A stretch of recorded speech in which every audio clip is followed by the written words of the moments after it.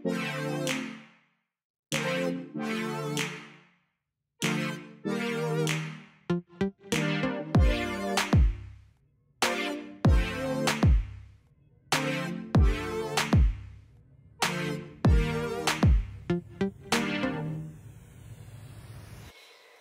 chào các bạn, hôm nay mình sẽ hướng dẫn cho các bạn móc một chiếc nón len đơn giản dành cho người mới bắt đầu ha. Ở đây mình sử dụng chất len khá là dày và ấm, đặc biệt len không có bị bay xù nha các bạn. Đây, thành phẩm thì các bạn nhìn là cảm nhận được ha. Thì nón này mình dành cho người lớn nha. Ở đây mình dòng đầu 56 cm thì mình đội thoải mái nha. Trung bình thì người lớn là dòng đầu 56 cm đó các bạn. Còn nếu như các bạn muốn làm to hơn thì trong video lúc mình hướng dẫn các bạn thì mình sẽ nói thêm nha. Rồi bây giờ thì mình sẽ giới thiệu các bạn cái phần nguyên phụ liệu ha. Các bạn chuẩn bị cho mình 2 cuộn len lớp sharing. Cái cỡ len là 4mm và trọng lượng mỗi cuộn là 100g nha các bạn. Ở đây mình dùng tầm khoảng 1,5 cuộn đó. Kim móc thì các bạn sử dụng cho mình kim móc 7.0mm nha. Các bạn đừng có nhầm với kim hai đầu 7/0 thì nó chỉ tầm khoảng 4mm thôi. Các bạn chọn 7.0 cái size to như thế này nè. Ở đây mình sử dụng len này màu 20 nha. Còn cái màu khăn cái màu nón mà mình giới thiệu cho các bạn á thì nó là màu 27 nha, màu tím than số 27. Các bạn chuẩn bị cho mình thêm một cái kim mai len để mình khâu ráp sản phẩm ha. Còn lại thì các bạn nếu như mình làm thêm quả bông ở trên á thì các bạn mua thêm bộ này ha, bộ lâm để mình làm quả bông. Một cái thước đo, một cái kéo nha. Rồi bây giờ mình sẽ hướng dẫn các bạn làm ha.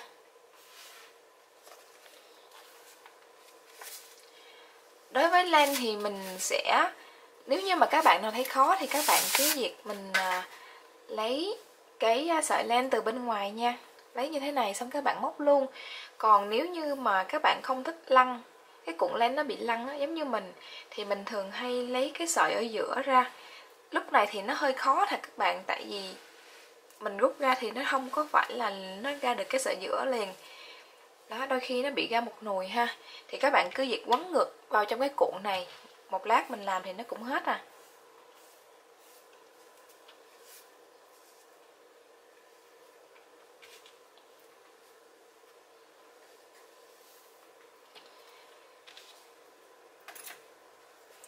Các bạn gầy cho mình 39 mũi bính nha. Khi móc thì các bạn móc đường mũi bính này lỏng tay thôi, các bạn không nên móc siết quá.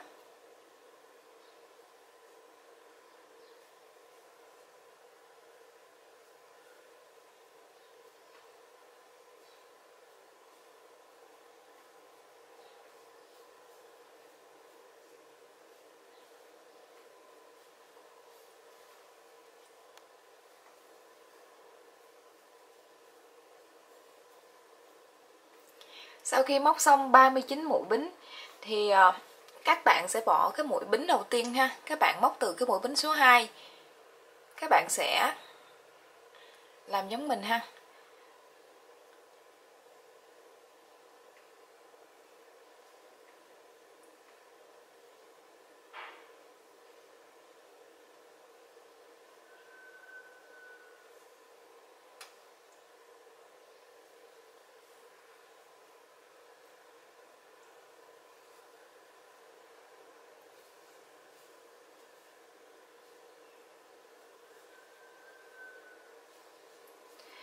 Ở đây cái mũi này không phải là mũi đơn, cũng không phải là mũi kép đơn nha các bạn. Không phải là mũi nửa kép đơn. Khi móc mũi này thì các bạn sẽ cũng tạo một cái dòng giống như mũi nửa kép. Nhưng khi móc lên như thế này thì các bạn sẽ dùng cái sợi móc này nè, các bạn luồn qua cái phần này luôn. Đây. Mình làm lại ha. Dùng kim ngoéo sợi len. Khi móc xuống thì mình sẽ ngoéo thêm một lần nữa. Dùng cái sợi này nè, kéo qua luôn. Thì đối với những bạn lần đầu tiên móc cái mũi này hoặc là các bạn mới học á, thì mình nghĩ cái mũi này nó cũng sẽ làm cho các bạn khó kéo qua ha. Theo cảm nhận của mình khi mà mình mới móc mũi này thì mình cảm thấy nó hơi khó kéo. Thì cách để làm dễ thì mình sẽ hướng dẫn các bạn luôn nha. Đầu tiên á, các bạn sẽ dùng cái ngón giữa nè, các bạn chặn cái sợi len này nó nằm trên kim, các bạn chặn như thế này ha. Rồi các bạn mới đưa cái mũi móc của mình nè vào trong cái mũi bính ở dưới. Các bạn mới kéo cái sợi qua. Đây, các bạn đừng có siết cái ngón tay trỏ này quá, tại vì các bạn kéo căng cái dây thì sẽ làm cái này nó nhỏ đi.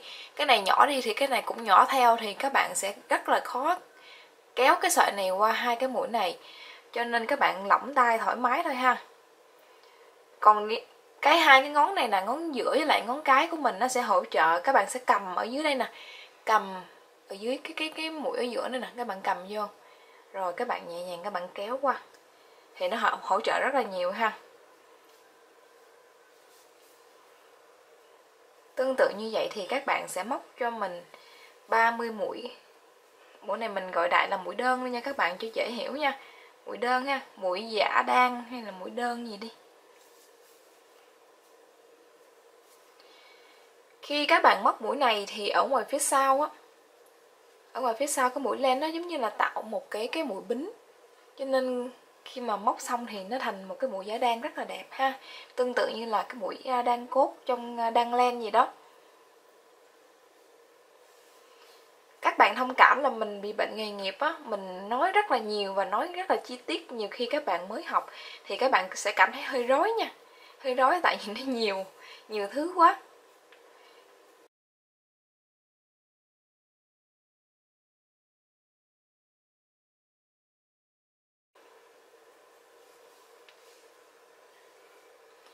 Rồi các bạn móc đủ cho mình 30 mũi nha. 30 mũi ở đây thì các bạn sẽ còn lại ở đây là 8 cái mũi bính đó. Các bạn đừng có móc ha. Rồi, mình ở đây mình móc xong còn 8 mũi thì mình dừng lại ha. Ở đây thì mình sử dụng cách móc giống như là kiểu đan vòng ngắn để mình tạo cho cái nón của mình đó, nó có cái phần chớp nó là từ nhỏ tới lớn, nó từ từ chứ nó không phải là mình móc một cái mảnh hình chữ nhật xong sau đó mình khâu ráp nha các bạn. Tiếp theo hàng số 2 các bạn móc lên cho mình một bính. Một bính nó tương đương với lại là một chiều cao của hàng đơn đó nha các bạn, cho nên thường là sau khi mà lên một hàng đơn thì trước khi lên hàng đơn thì các bạn phải móc lên cho mình một mũi bính ha. Quay sản phẩm lại nè. Đây là cái sóng mũi đơn như mình vừa móc ha. Thì các bạn cũng héo lên một mũi như thế này. Ở đây là mũi bính mình vừa móc cho nên các bạn đừng có móc vào nha. Các bạn móc vào cái mũi đơn này nè, chỗ cái chân thứ hai các bạn nhìn thấy á. Đây. Nhưng mà các bạn chỉ móc nửa bên thôi ha. Móc nửa bên thôi, phía sau đó. Phía sau ngón tay mình nè, các bạn đừng có móc mũi ở phía trước nha. Các bạn cũng móc mũi móc đó cho mình nha. Nguyên cả một cái nón thì mình chỉ sử dụng một mũi móc.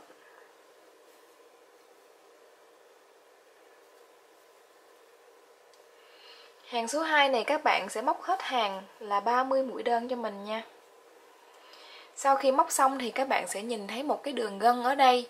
Và cái sản phẩm nó sẽ nổi lên là một cái đường mũi bính như thế này là đúng nha các bạn.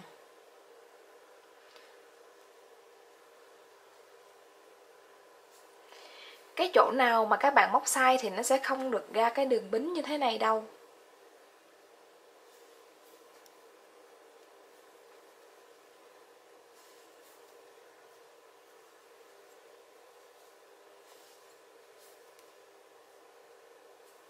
Tương tự như vậy các bạn móc đến cuối hàng cho mình ha.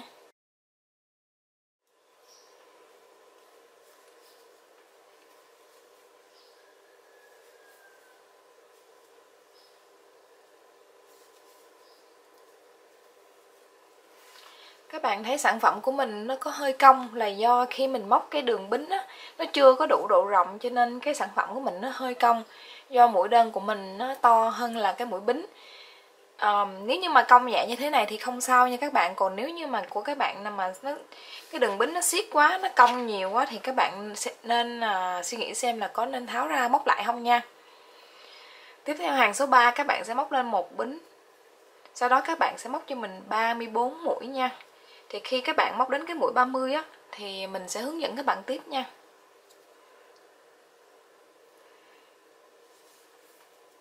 Cách móc tương tự như hàng số 2 đó. Cái mũi bính mình móc lên rồi thì các bạn bỏ cái mũi bính đó, các bạn móc vào cái chân mũi đơn nha. Và mình móc vào phân nửa của cái chân mũi đơn như thế này. Các bạn cầm sản phẩm như thế này nè. Đó. Rồi các bạn móc phân nửa bên kia thôi.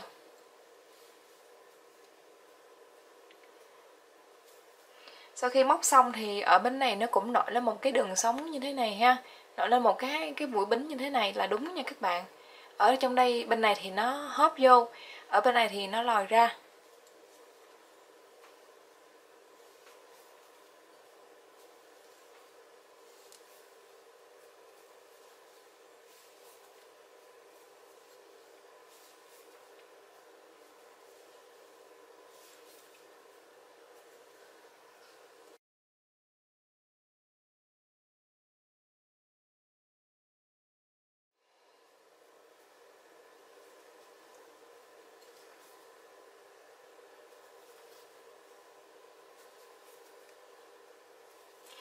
Sau khi móc được 30 mũi ha, thì các bạn thấy là sản phẩm của mình nó đang cao như thế này nè. Các bạn cũng móc xuống bình thường cho mình ha. Các bạn cũng móc tiếp 4 mũi cho mình thì các bạn sẽ bắt đầu móc từ cái mũi bính mới nè. 1 2 3 4 đó ha. Các bạn cũng móc bình thường, đáp cái chân xuống đây luôn, xuống cái mũi bính này luôn nha.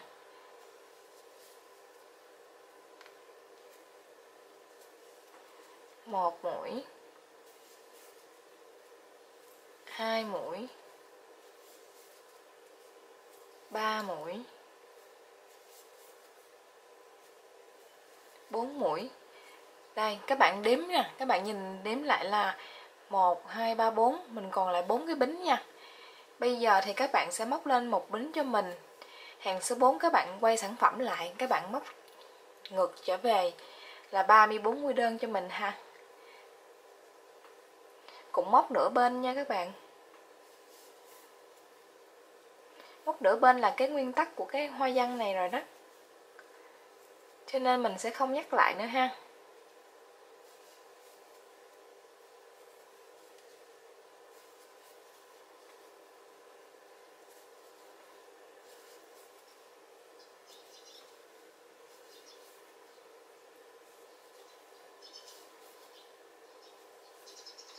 Đây. Bạn nào khi mà móc xong á mà các bạn thấy cái chỗ mà từ cái mũi 30 xuống cái mũi 31 mà nó rộng quá hay gì đó ha. Đây, của mình là đưa tay vô thì thấy nó cũng hơi to, nhưng mà đưa xuống bình thường thì không thấy. Thì ok. Còn nếu như có bạn nào mà rộng quá nhìn vô là thấy liền thì các bạn nên là tháo ra, mình móc lại cái mũi đó cho nó đẹp ha. Nhiều khi là do lúc mà mình móc xuống cái mũi mình móc nó hơi lỏng tay nha. Tương tự như vậy thì các bạn móc đến cuối hàng cho mình ha.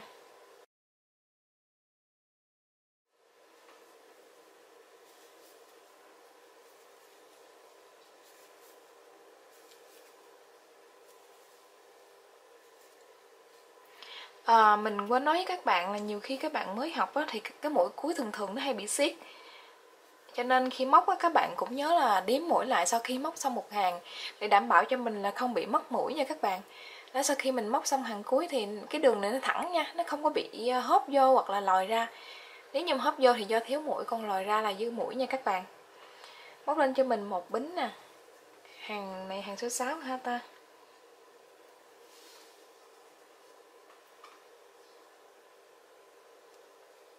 Hàng này hàng số 5 các bạn ơi. Móc lên cho mình một bính ha, rồi mình móc tiếp 30. Lần này cái hàng này mình sẽ móc hết 38 mũi luôn nha các bạn.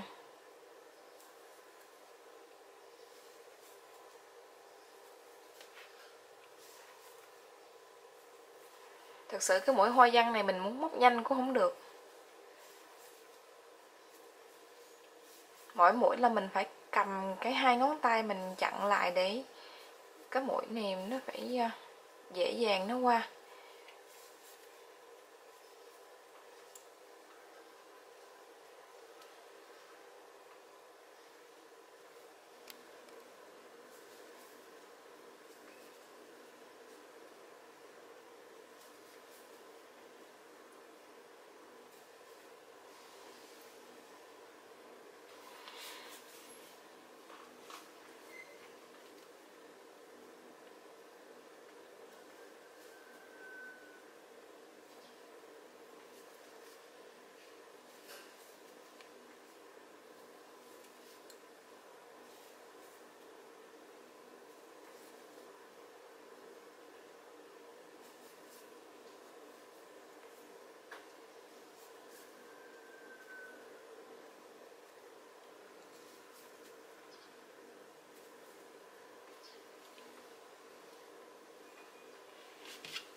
Các bạn thấy là giống như sản phẩm của mình á, mình không biết gọi là hình gì, giống như mà nó giống như hình tam giác nhọn ha.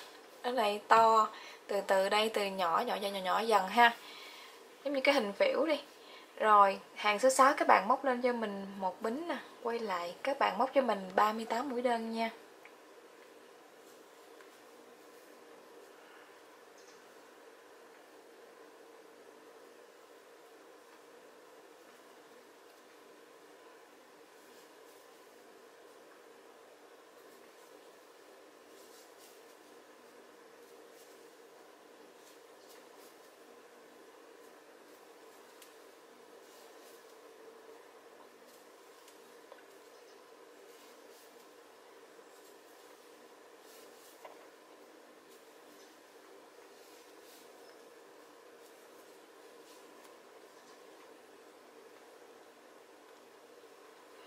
Các bạn nhớ là xem sản phẩm của mình nó có tạo đủ được cái đường gân không đó nha.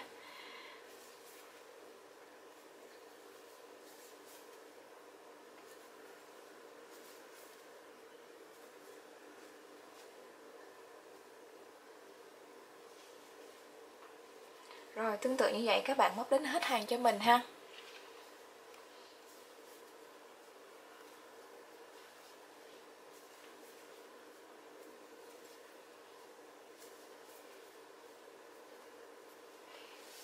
Kết thúc hàng số 6 như vậy là mình đã móc xong một cụm ha các bạn. Ở đây tổng cộng nón của mình thì sẽ có 54 hàng là bao nhiêu cụm ta? 9 cụm. Mình sẽ móc 9 cụm như thế này nha các bạn. Rồi mình đo thử. Một cụm như thế này là được 6 nhân 9 như là cái khăn của mình dài 54 cm luôn. Rồi ok, bây giờ thì mình sẽ hướng dẫn các bạn cụm thứ hai. Còn bắt đầu từ cụm thứ ba trở đi á, thì cách làm cũng như vậy, cho nên các bạn cứ móc tương tự nha. Thì các bạn chỉ cần chú ý cái cụm số 2 ha. Móc tương tự như cụm số 1 thôi. Các bạn móc lên cho mình một bính. Cái hàng số 7 này các bạn sẽ móc cho mình là 30 mũi đơn nha.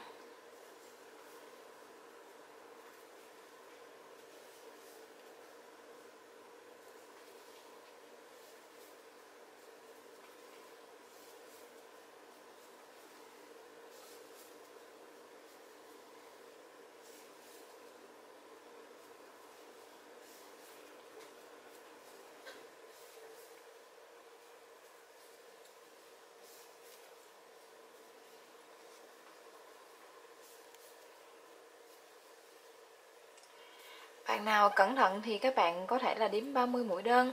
Còn nếu như bạn nào ẩu giống mình thì các bạn có thể đếm số mũi còn lại là 8 mũi ha. 2, 4, 6, 8. Rồi, sau khi móc hàng số 7 thì mình sẽ móc lên một bính nè. Mình quay lại. Các bạn móc trở về cho mình 30 mũi đơn.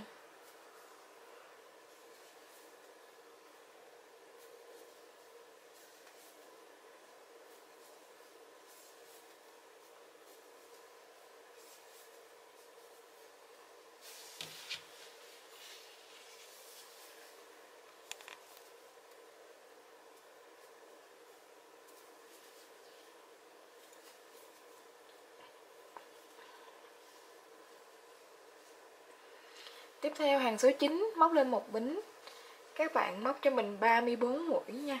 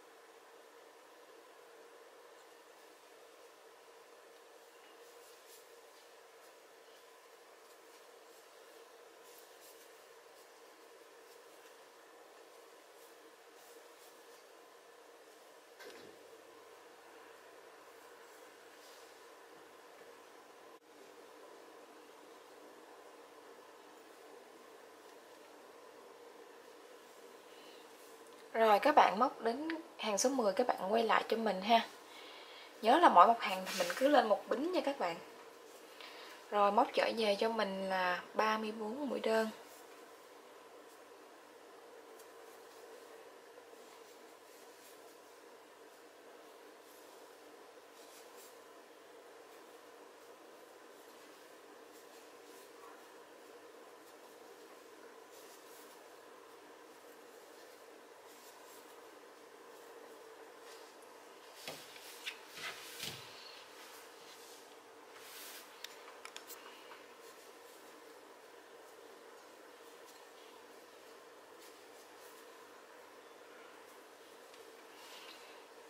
Tiếp theo hàng số 11 thì mình sẽ móc lên là 38 mũi đơn luôn ha.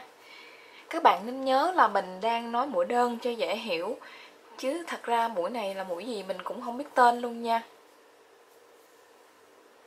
Mình sợ là các bạn sau khi mà xem video của mình xong rồi cứ mặc định trong đầu mũi này là mũi đơn, sau này ai hỏi cái gì cũng la mũi đơn là chết nha chưa. Các bạn biết là mình chỉ nói trong video cho dễ hiểu, để có một cái cách gọi chung đó để các bạn dễ hiểu là mình móc mũi này như thế này ha. Còn mũi đơn thật sự là mũi cách móc khác nha, mà chắc bạn nào mà học cơ bản thì chắc đã biết mũi đơn rồi ha. Rồi các bạn móc đến đây nha.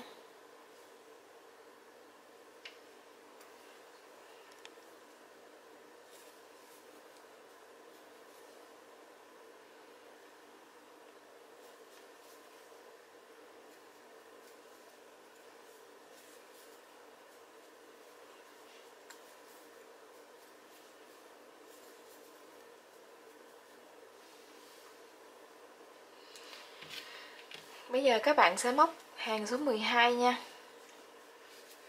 Móc cho mình 38 mũi.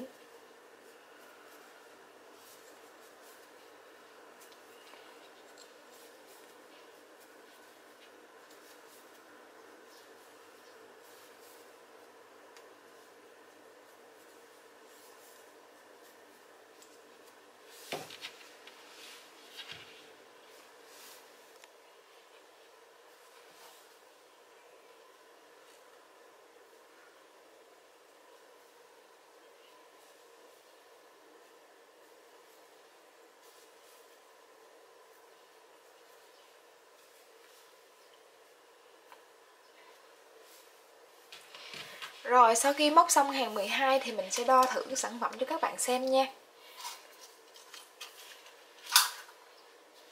Ở đây chiều ngang nó có là 11 cm nha các bạn.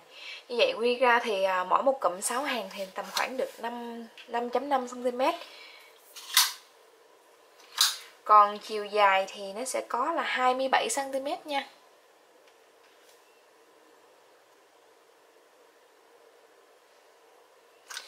Ở đây lúc đầu video mình có nói với bạn nón 26 là do khi mình đo sản phẩm khi mình đã ráp rồi á, thì nó sẽ bị mất đi một chút.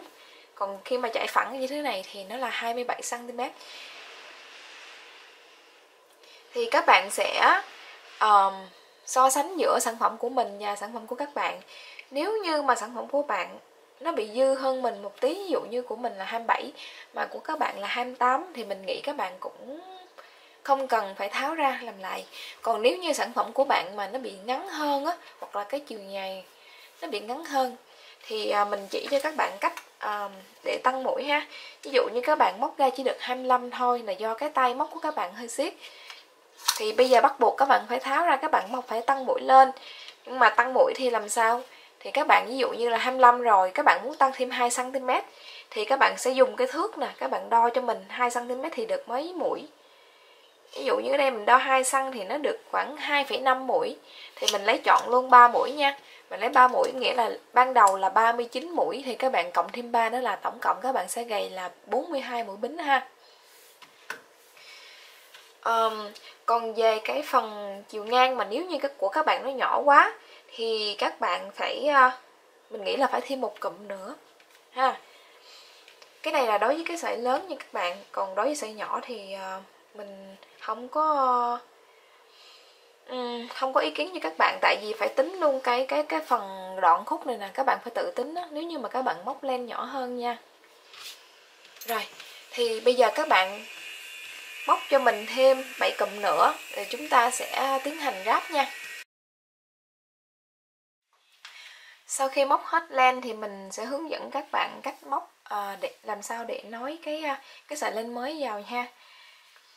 Thì ở đây thì cái cách này thì mình cảm thấy nó đẹp, nó gọn ha.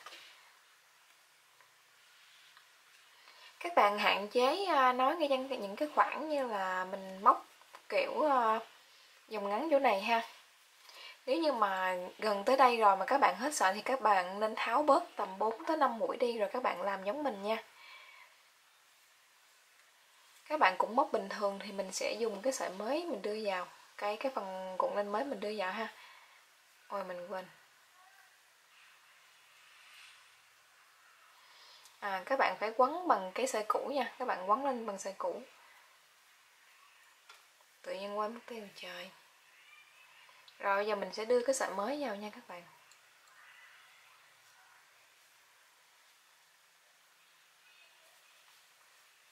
Rồi, các mũi tiếp theo khi móc á, thì các bạn sẽ kẹp hai cái sợi thừa này nè, các bạn để lên trên cái phần kim móc của mình ha. Khi các bạn móc là cái sợi len của mình nó sẽ bọc qua luôn hai cái đó.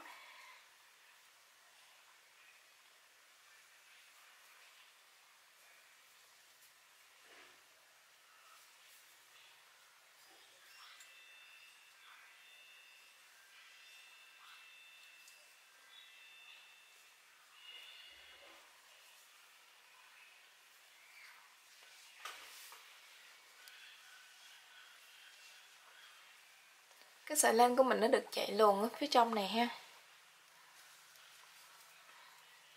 Các bạn xem là nó đã đều chưa, nó có cần điều chỉnh gì không nha, chỉ cần kéo cho nó thẳng như thế này nè.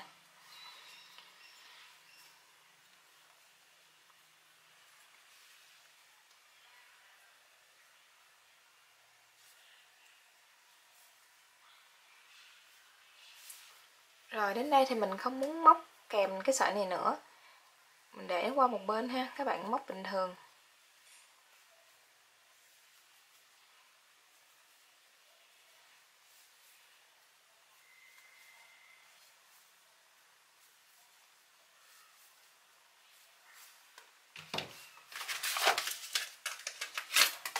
Còn cái phần sợi thừa thì các bạn sẽ đặt bỏ đi ha.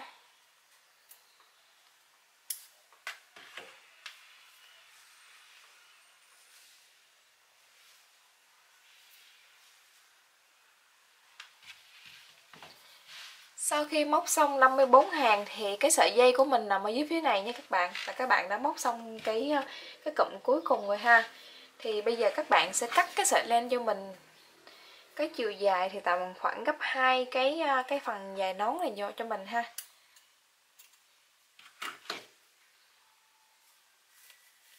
Sau đó các bạn kéo cái sợi dây ra. Ở đây thì các bạn sẽ chọn một mặt để các bạn làm mặt phải nha. Đối với mình thì hai mặt nó đều giống nhau và nó không có bị gì. Không, cái chỗ nào mà mình bị có chỗ nối sợi thì mình để vào trong ha.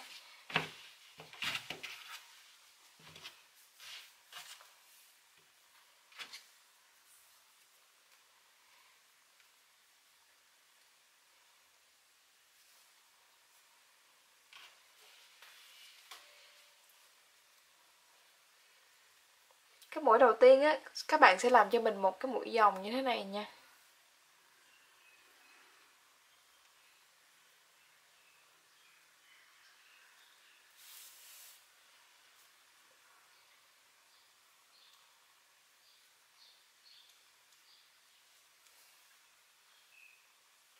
Các bạn làm mũi vòng nhưng mà nửa mũi thôi. Các bạn đừng làm nguyên mũi nha. Nửa mũi giống như khi mình móc vậy đó, làm nửa mũi phía bên kia ha. Nửa mũi phía sau này nè. Rồi bây giờ các bạn sẽ khâu từng mũi tương ứng qua cho mình. Thì ở bên đây là một cái đường bính, còn bên đây là cái đường mũi đơn thì các bạn cũng khâu nửa mũi thôi ha.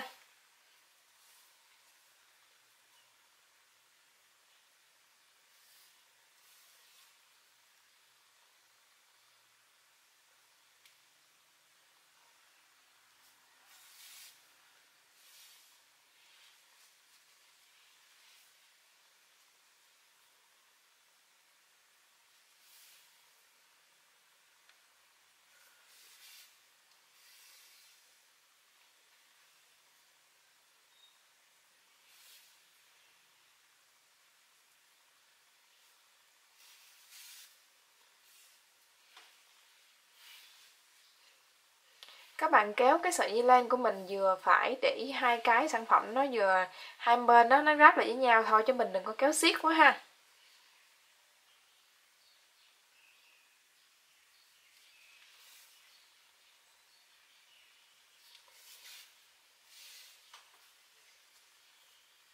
Rồi, các bạn làm đến đây nha. Đến trên cái phần ngang đây nè, rồi mình sẽ hướng dẫn các bạn chụm cái phần chớp nón lại.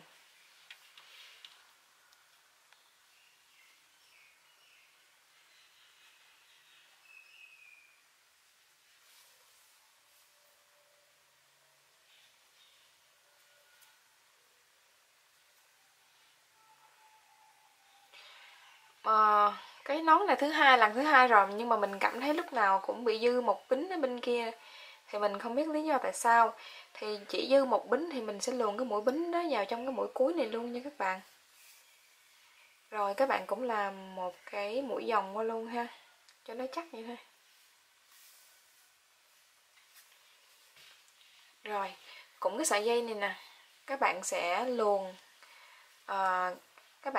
luồn cái vòng xoắn ốc cho mình nha. Đây, các bạn nhìn mình làm ha.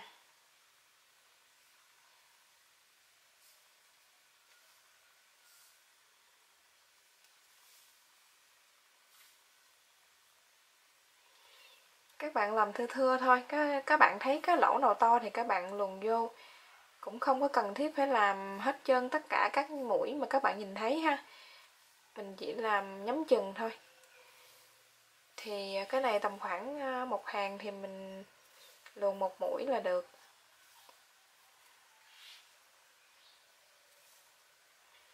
Mình luồn vào mấy cái mũi nó rộng rộng như thế này nè, một mũi đơn, cái đường bính như vậy á.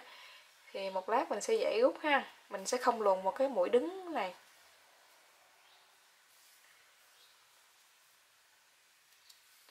Mình luồn theo dòng xoắn ốc nha các bạn.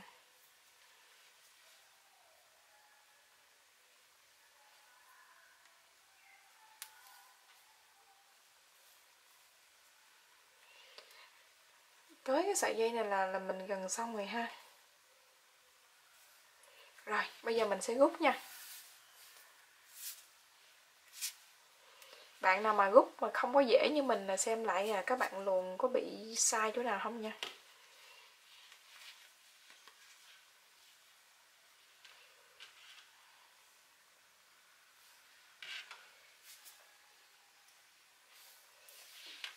Ở đây mình dùng cái kim này để mình kéo cái sợi thừa này xuống nha. Xuống phía dưới để mình buộc lại.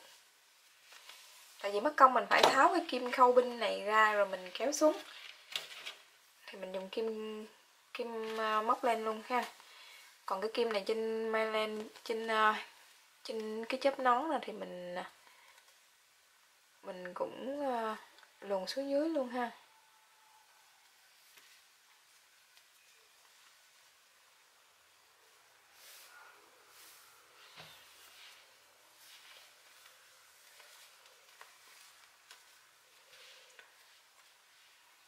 Ở đây thì có hai cách, các bạn buộc lại giống như mình cũng được, hoặc là các bạn luồn vào trong, buộc xong rồi các bạn luồn vào trong những cái mũi len, các bạn giấu sợi cũng đều được ha.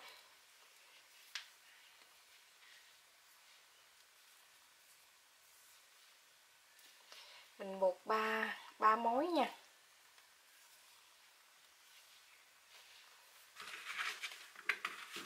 Các bạn cắt nhưng mà chừa một đoạn tầm khoảng 2 đến 3 cm cho mình ha.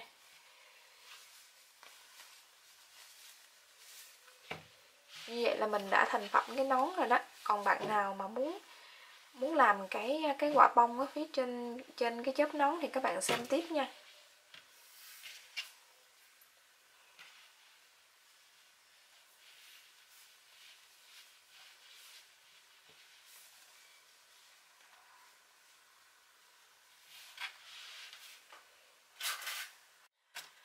Rồi cái bộ bơm bơm này các bạn lấy cái size màu hồng là cái size lớn nhất cho mình ha.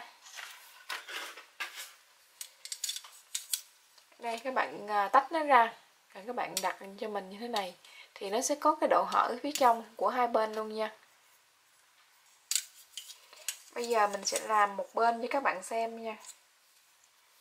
Bên còn lại thì sau khi xem thì các bạn làm tương tự.